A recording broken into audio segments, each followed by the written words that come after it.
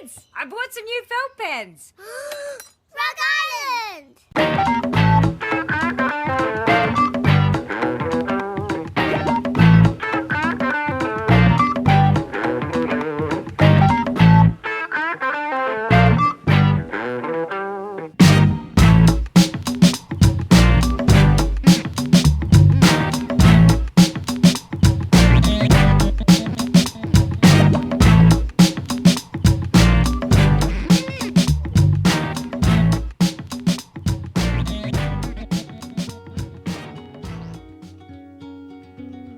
Hello and welcome to episode 169 of the Mark and Me podcast.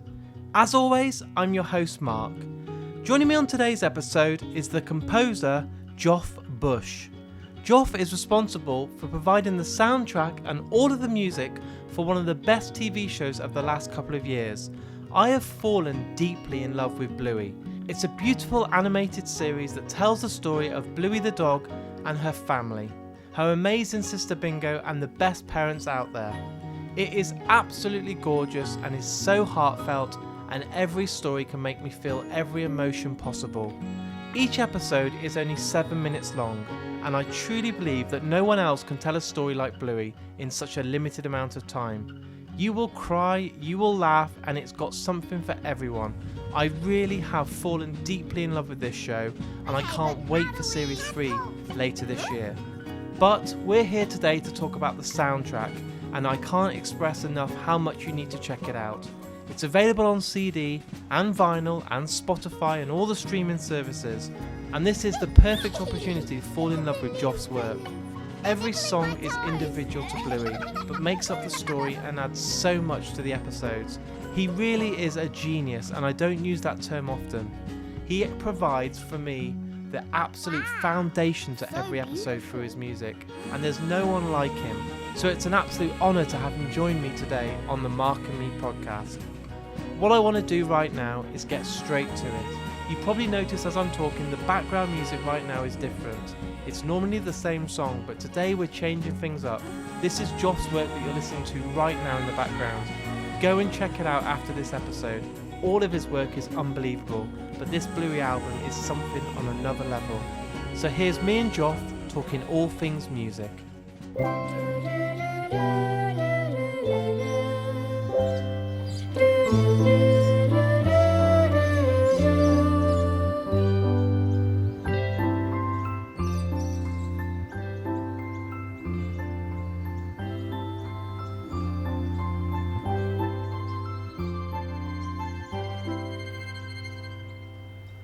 So Joff, thank you for joining me today on the Mark and Me podcast. Great to meet you. Thank you. It's I'm really looking forward to having a good chat. Brilliant. So Joff, there'll be people today that are tuning in that maybe are fans of Bluey, that might not know that it's you behind the music and behind the actual sounds that you hear. So what I want to do is, for those people that are listening now, is give them a taste of how you became the person you are today. What I want to do is take it right back to the start. So when you were growing up, can you remember those sort of things that you were listening to that made you fall in love with music and sounds and the production behind all the audio? Yeah, I was never a prodigy kid. I wasn't one of those kids who would be on Ellen or whatever playing playing piano and impressing everybody. I was probably, but I actually, you know what? I did find recently when I was a music book that I had written when I must have been about 6 or 7. And so obviously was really interested in writing, and I always loved sort of writing stories and writing and playing music. And this music book's terrible. It's, it doesn't make any sense. It's the mind of a child trying to emulate the only music I had in the house, which was like a beginner piano book sort of thing. Amazing. And so it's, there's directions there that are like, play these notes at once, but you don't know what the notes are. And then there's me trying to draw staves, and then there's instructions on how to play the piano, and all sorts of things in there. And so, that was really interesting because I know growing up, I was more fixated on being a performer and the idea of being a performer. And I around that age, my brother was killed in a sort of tragic accident, and I know my parents, playing piano was probably like I was being a good boy playing the piano, and to deal with their grief, I'd be at a lot of friends' houses, and I'd be wanting to be this impressive kid performing piano and things like that. Never had the talent to do it, but and I think that sort of set me off on something. I feel like I should really say, it's sounding like I'm a real rags to riches story here. I had an amazing supportive family, but it's not. That's not. So it was like, but I think that definitely influenced who I was, and wanting to be a performer, really kept going right up until university. And I remember my university piano mentor at the time saying, "Hey, you're just writing all the time. You're not doing the 11 hours practice or whatever you're supposed to do to be a concert pianist. You're just writing all the time and hanging out with film students. Are you sure this is what you want to do?" And she was absolutely right. I was supposed to be, my obsession was really in writing, and that ended up. So, but I think that sort of influenced me. And then having some great teachers as well, who introduced me to all sorts of music, like Duke Ellington and Debussy and things like that. As a teenager, I had a great teacher called Ken McLean, and he knew exactly what I needed. Somehow he just would show me how to improvise on something, and then let me loose, and I just start playing. And then eventually I got to the point where I was about 14, and I got a hookup to play in a restaurant underneath a theater. Oh, wow. Like background piano. And when you're like 14 and you have a gig, you think you're the best, you're the best in the world. You just think you're the bee's knees. And it was like $20 and no one listened. But all these things influenced there. And then I also remember when I was 15 going to see a concert. I can't remember what the concert was, but just being blown away and thinking, this is music. This is the most beautiful thing in the world. This is what I want to do. But all through that time, I just know, I remember feeling like I wanted to be a performer, but my obsession wasn't in performing, it was in writing. Yeah. I mean, that's the thing, isn't it? A lot of people when they're growing up want to have that guitar in front of the mirror or sit there at the piano and want to be, the next Nirvana or Elton John or Freddie Mercury sort of stuff. But I suppose it was strange to hear that as much as that appealed to you, it was more about the writing and the composition. And I think that's really interesting, because most people just want to be on the stage and be the front man and be seen for kind of being famous, but you kind of prefer to be behind the scenes making all this magic happen. I'm probably the least famous person in Australia who's had a #1 album. Like, I'm fairly unknown, but I think I've found my place there, and I love that process, that real buzz you get when you're collaborating on a project, and you add something that really adds value or elevates it. It's just it's such a buzz. It's really exciting. So when you're composing all this music, and obviously you started at a young age, you've been talking about your teenage years when you were composing and stuff, did you still have the backing of your family? Because some people will turn around to their parents and say, "Mom, Dad, I want to be a musician or I want to be an actor," and they're like, "Well, that's fine, but you do need to get a real job." And then that kind of mentality, because it's not always easy, is it, to break through and make a name for yourself? It's an industry that's very hard to break through in. No, I've always been very lucky to have a really supportive family. Both my parents, my dad's sort of amateur musician,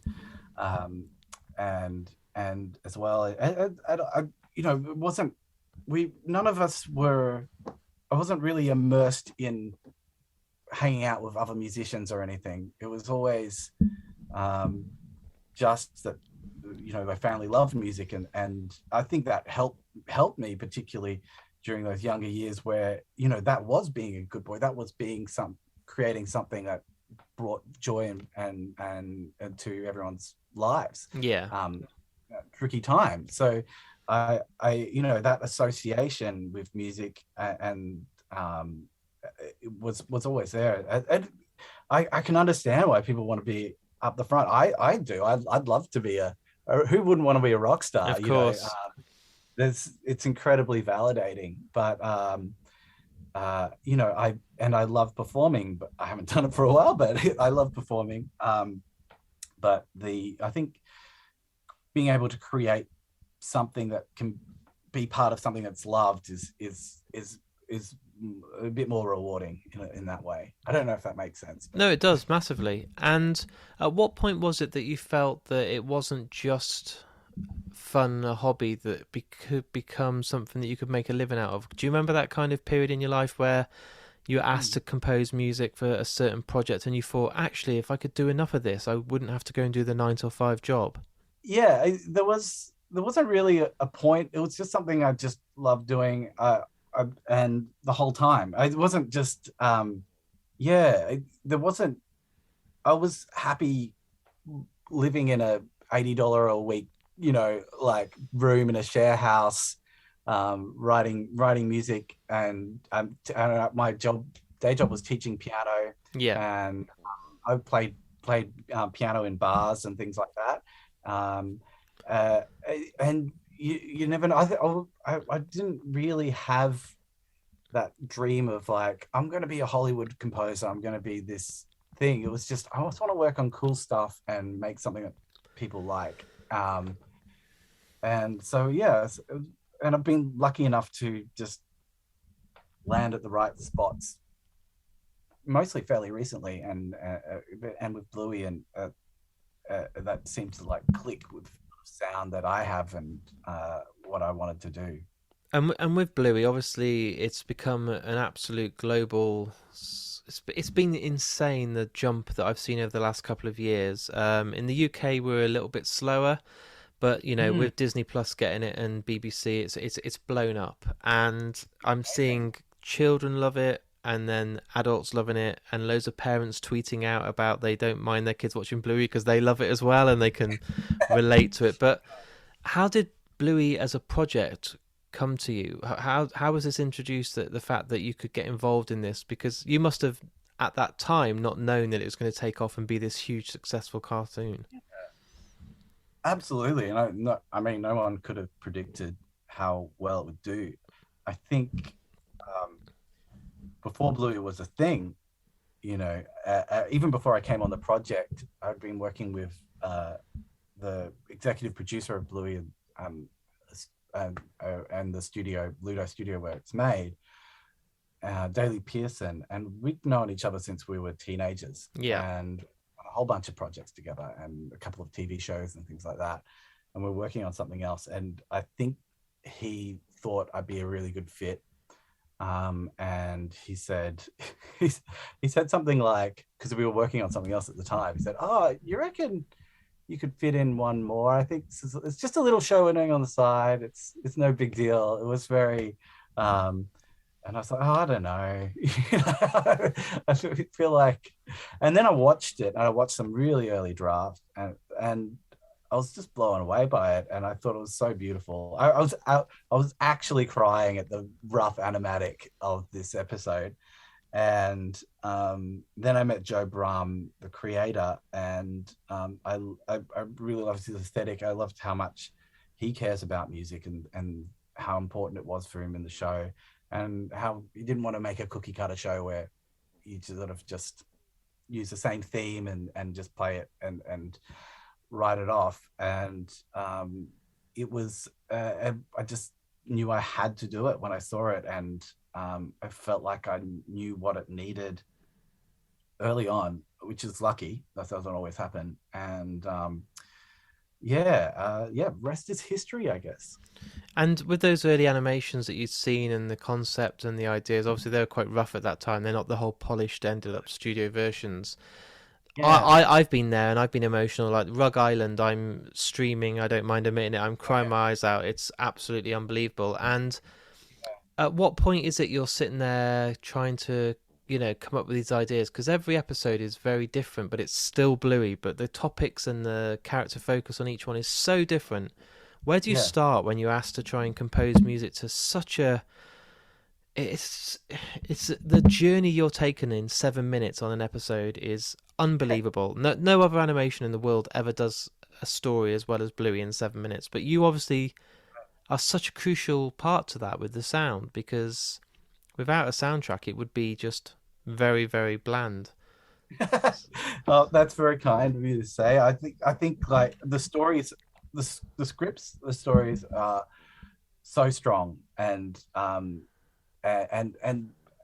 yeah, and that's always such a great thing, and then we get I know we have every week we have, it's called a spotting session, and we go work out all the spots where the music's going to go in an episode, and that's a really in-depth meeting. It's more than we have for each 7-minute episode. We have a longer, more in-depth spotting session than, say, if I'm working on a hour-long TV episode. It's detail, and we talk a lot about what's it about, how are we going to approach this. We talk about Rug Island and how that's about how adults being part of a kid's world and how they can never really go back and be part of that that universe. That's a fleeting time that children experience, and we can try to be part of it. And so, the music, we decided, well, we should try and get some kids to sing it, sing a theme. And we got, and really young kids with a lot of auto-tune, and some also older kids who are really talented. And a lot of them were just friends and family, and some contracted musicians or whatever. And we had this blend. But that those decisions, those big creative decisions can take a while to work out. It's not an immediate, I'm going to write this and then it just flows out. We try a lot of things and have a lot of back and forth. And but yeah, I love Rug Island. It's a great episode. Is it quite tough that there's probably a lot of music that doesn't make the final cut because there's ideas that you're thinking about, you do it, and then when you watch it back or you're trying it with the animation or trying to get the feel of it, it just doesn't feel right? But they're still great pieces of music you spent time on. Would it be, do you think there could ever be like a B-sides or the rarities? Because there's so much probably that never made the final cut. Yeah, I mean, I think we're pretty... Because we've got some, we do a episode a week. Yeah. We have live musicians playing most of it, and also, there's a lot of involvement there. The concept stage is usually me on the piano, so a lot, or playing guitar or something is what I'm trying, different things like that, and not getting. I don't usually get too in depth with the demos. And we're 120 something episodes in now, so we've got a bit of a flow, and I very rarely disagree with the producers or Joe Brummer comes in every week. It's usually it seems to click, and that's not always the case in writing music film, especially if you have opinions on how stories should be told and things like that. Like I do, there's. So it usually, if I feel like it's not working, I kind of know that they'll feel it's not working as well. And there's pretty lucky in that regard that there is that sort of click. But yeah, I mean, it's a good question. But maybe I should do a B-sides. I'm sure there's all sorts of stuff there, but I'm usually so undeveloped, or I'm a bit turned off it or something like that. What, one day in a few years there'll be like a Bluey's B-sides or the Rarities album, and everyone will hate it. And when it came to putting the album together, obviously now people can buy it and it's available to buy instead of having to get the record store day exclusive, which was hundreds of pounds online. You can now go and get the vinyl, which I've got, which is a beautiful blue vinyl, but there's CDs and everything else, and you get the poster, and it's gorgeous. It's so nice to sit down and put it on from start to finish. But deciding on the track listings and exactly what tracks would make this, because obviously you can only have so much on an album, so you don't want to be having like 50 tracks because you just can't. How did it come to the place where you were like, well, we need to have this track, and was it you sitting down with the producers and kind of choosing your favorite pieces of work? Because like the camping and the weekend episode, the main theme you had to have on there, but taxi and all this, it must be difficult to think which ones do we do, because it's got to be kind of a bit of a best of, hasn't it, really? In a way it was. And I was, I had quite a lot of free reign in choosing the tracks. We sort of half produced a bunch of them because we did all of them all again. We recorded them and did all the things I wanted to do, like bring in string players or horns or something, like any element that I was like, I didn't have time to do it during the show, or it didn't need it during the show. I had a clear idea at the start that I wanted the first half of the album, the A side, to be sort of games. So they're the games that kids can play or play along with the music. So something like Granny's. Yeah.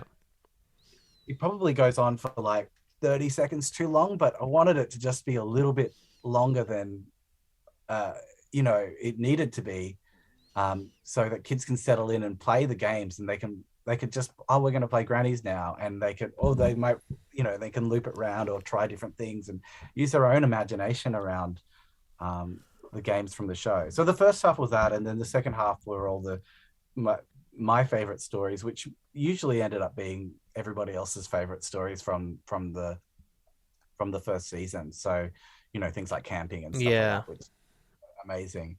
The Grannies still makes me laugh now, just hearing that theme tune. Here come the Grannies. And I remember me and my girlfriend were in bed watching Bluey before bed, because it's just like the nice wind down few episodes, like one more episode, then we'll go to bed, one more episode, and it's like, oh shit, we're on season 2. But the Grannies episode, that first time that they slip and like, I slipped on my beans, it's genuinely a moment I nearly spat my drink out and I couldn't breathe. I was like, this is the most funny thing I've ever seen. But as soon as you play that theme tune now, it's just, I can't help but laugh. Oh, that's so nice. Oh no, that was so much fun. And I did that one in I was in Berlin at the time, actually. And this is that whole theme was kind of, I've written half of it and I was running out of time, and I sent it to I sent the music, and I improvised stuff on the piano for a lot of it. And I sent it to Prue Monton, she's a trumpet player. I said, can you record this tonight? I've got to get it done. And I said, I'm sorry, there's sort of improvised bits in there. And she actually she said, but you, do what you think is going to be cool, maybe solo or something. And she said, oh, I just played what you did. But she did it in a way that just made it catchy and got the phrasing right. And it just clicked. So that was a really fun one to do, actually. And it's amazing. Great episode. And moving forward, do you feel that there's, obviously we got season 3, they're very cagey about letting any information out. All we keep getting is Instagram comments and Facebook like, something is coming, and we're like, okay. But obviously you've been involved in all of the production and the sound and the music for that. Now, where do you see it going for yourself? Because obviously, do you imagine it one day being a Bluey the Tour? Could you imagine this being performed live, or do you think, I'd love to do some live band shows for sure. I really miss playing live, and I miss playing with musicians. I think most musicians that have that feeling for the last years, a year or so. And we did do a live stage show in Australia, and we were fortunate that we were fairly COVID free, and we got a run of that around Australia. And wow, that was such a fun experience doing, just being with, collaborating, with a group of 20 other people, even though it wasn't all playing music, but just being in the same room and creating something together I forgot how much I miss it. Yeah. And away from Bluey, obviously it must take up so much time, like you said, an episode a week, and it's constant. And when we get a season, there's sort of 50 episodes. It's insane. Yeah, Um, yeah. what do you do? Do you try and switch off and relax and enjoy time away, or are you someone like me that's always editing, always wanting to do more, or Yeah, can you switch I'm off and say no to projects? I'm definitely like I think I'm like you in that Yeah, regard. I'm not actually don't really. I'm maybe I think I'm a bit addicted to the adrenaline of meeting deadlines in yeah, some way, and it's such a great motivator, and so many artists say, I need a deadline. That's just it to create something great, and um it's always a mental balance, of course. Don't stuff this up, but also, be creative, do something new and exciting. um but yeah, I think, yeah, I think there's let me gather my thoughts here. I'm not sure. it's difficult, Yeah, isn't it? It's I yeah, speak to I did a run of artist specials where I was talking to people about their graphic design work and all their artworks and stuff, and I said to them, do you find that you ever now can just sit at home with a pen and paper and just sketch for fun? Literally just yeah, enjoy a cup of tea and just draw. And none of them do anymore because it's project after project, it's deadline, it's working, it's making sure that your skill and your reason to draw is for, your living and your income.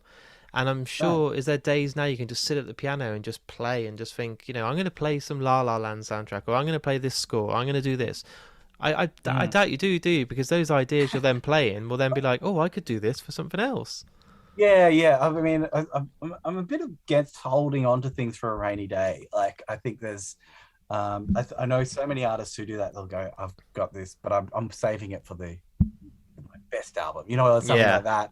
And I think you'll always come up with something new. I think but I do try to play a bit of piano every day, just, and when and I do love just sitting there, just improvising or creating stuff. And I think it's just good to get into that mental space, or dance around the room a bit, or something like that. Anything to um, break it up. But you're right. In a way, it's sort of like often all comes into flow, making the workflow work better in a way, just to, yeah.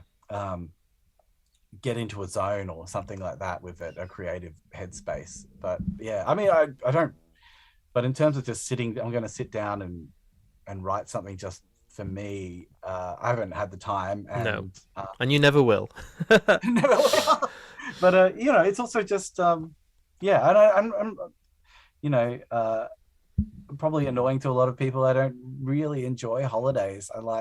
Yeah, I like my job. I like working with people, and I think that's um, the satisfaction of having created something is too much to live down, I guess. Yeah.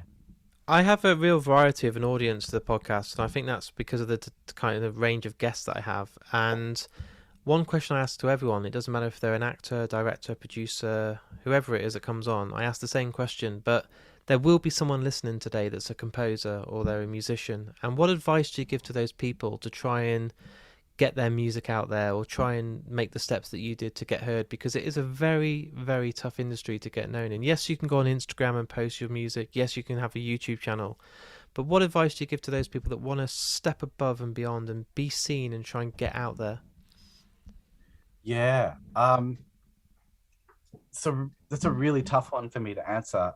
I, I, because I do feel like I've been really, and I don't think it's false modesty to say that. I think I've been quite lucky in recent years um, with the sort of projects I've been involved with.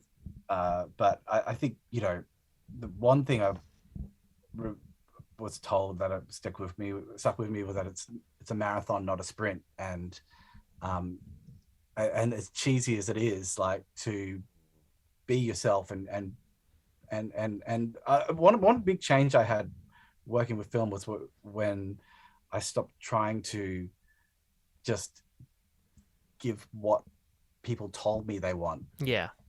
That makes sense. So if someone says, "Oh, we want a dance track that sounds like this," and then your job is just to imitate that dance track. But to really get involved and be an artist, somebody who's got their own opinions and ideas around things, and your own aesthetic. And I'll tell you that first gig I did, which was playing piano in a restaurant. When I first arrived there, I ran away. I was so terrified. I just ran away, and I came back half an hour later, and I said to the restaurant manager, I said, "Sorry, something popped up." So I made some excuse. Yeah. And she said, "Oh, I didn't notice you hadn't started." Playing piano in a restaurant. And it was sort of like, there's something about that. My takeaway from that is that when if people are there to see you, they want to enjoy your work, and they're there to see you for who you are.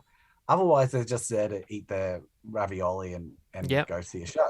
So and enjoy stuff, as long as you're not like disturbing them. But there's something about that was, it's so important to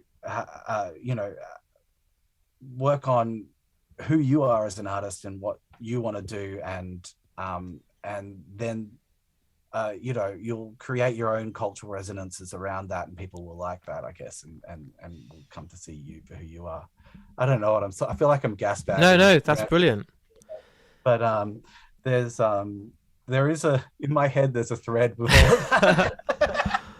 And my final question for you today, and I ask this to everyone, and I am going to put you on the spot, and it's not an easy one, and especially for you, I think you're going to really struggle. Every episode of Mark and Me has an outro piece of music, and the music is chosen by the person that's been on that episode. So I'm going to put you on the spot. Now, every actor, director, musician that's been on gets to choose it, but I don't let you get to come back to me in a few days' time. You can't drop me a DM or an email. It has to be today. So it's the one that comes to your heart and your head and your soul when I ask a question. So what would you like to be? It doesn't have to be a piece of music by yourself. What's a song? It could be a band from a film score, or just a piece of music that for you sums you up. It's the song that you absolutely adore. It might have some meaning that we don't know about, but a song that is one of your favorites that could be the perfect outro for today's for today's episode. I think, look, I'm gonna just because you put me on the spot, I'm gonna regret this, but I'm gonna say Randy Newman's Simon Smith and the Amazing Dancing Bear. Amazing. I don't know if you know that song, but I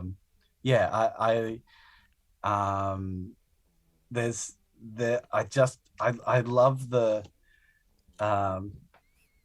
it just reminds me of being a artist starting out so much. This whole every line in it, and the sort of the chorus has this sort of all these questions in it, like they'll love us, won't they?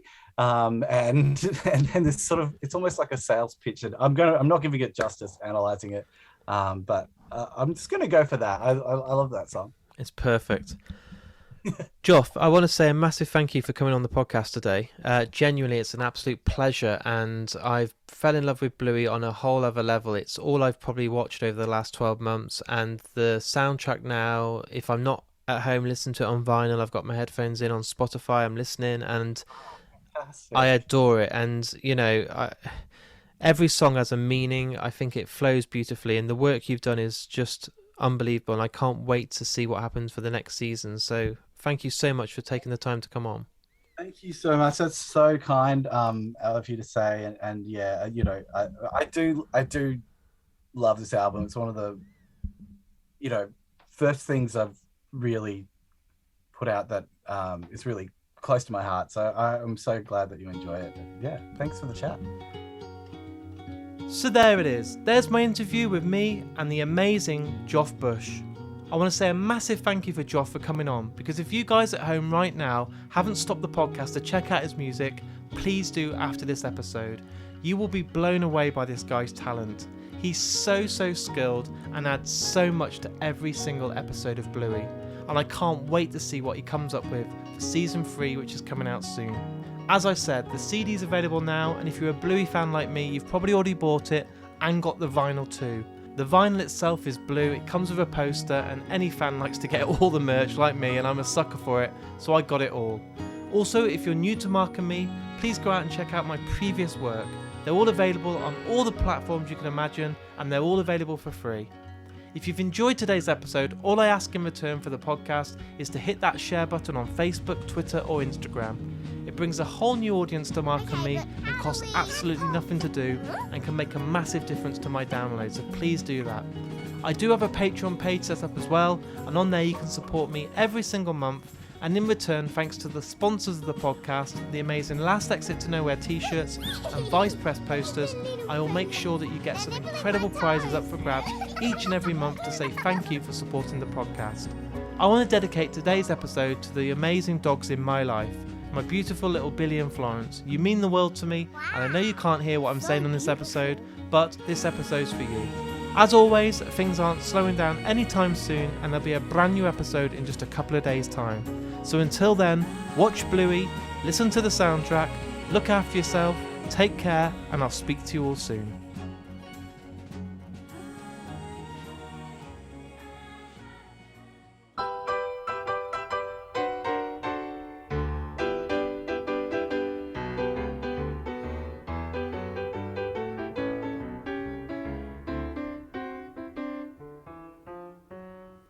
I may go out tomorrow if I can borrow a coat to wear.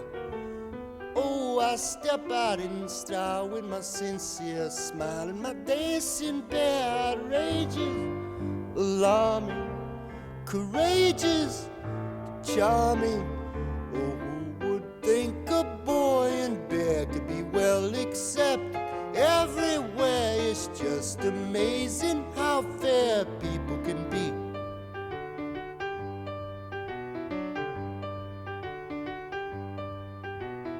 Seen at the nicest places where well-fed faces all stop to stare, making the grandest entrance is Simon Smith in his dancing bear. They'll love us, won't they?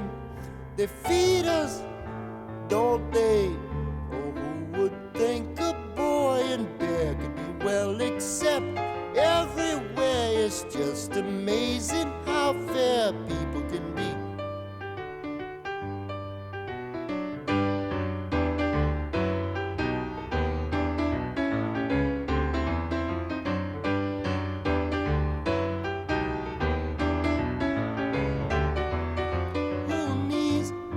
Money when you're funny, big attraction everywhere will be Simon Smith and his dancing bear. Yes, Simon Smith and the amazing dancing bear.